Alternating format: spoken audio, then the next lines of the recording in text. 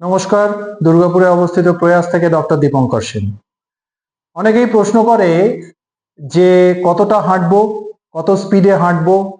এই বিষয়টা নিশ্চয়ই একটা বৈজ্ঞানিকভাবেই ভাবা উচিত। সাধারণ ফিটনেসের জন্যে আমাদের, তাতে কারোর সুগার, কারোর কোলেস্টেরল, কারোর হাই ব্লাড প্রেশার যাই থাকুক না কেন, এই সবগুলোর জন্য বলছি দিনে 2.5 থেকে 3 কিলোমিটার যদি হাঁটেন এটাই যথেষ্ট। অতএব কেউ বলেন 5 কিলোমিটার হাঁটি, কেউ বলেন 1 ঘন্টা হাঁটি, এটা কিন্তু সময়ের অপচয় হচ্ছে। 3 কিলোমিটার হাঁটাটা যদি 30 থেকে 35 মিনিটে করতে পারেন তাহলে খুবই ভালো। কাজটা কিন্তু কঠিন আছে, প্রথম দিনেই হয়তো পারবেন না। 1 সপ্তাহ 2 সপ্তাহ ধীরে ধীরে ধীরে ধীরে ট্রেনিং করলে তারপরে দেখবেন 30-35 মিনিটে হাঁটতে পারছেন পুরো 3 কিলোমিটার।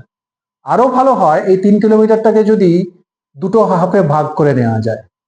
15 মিনিটে 1.5 কিলোমিটার, এটা যদি সকালবেলা রোদে করা যায় খুব ভালো হয়, কারণ তাতে কিছুটা শরীরে ভিটামিন ডি সিনথেসিস হবে।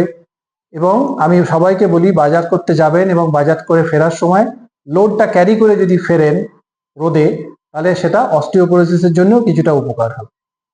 আর দ্বিতীয় হাঁটাটা রাত্রিবেলা খাওয়া দাওয়ার পর আরো 15 মিনিট, 1.5 কিলোমিটার।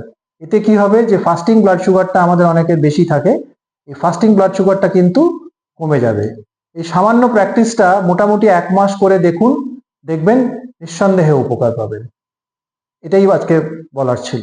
ভালো থাকুন, সুস্থ থাকুন, নমস্কার।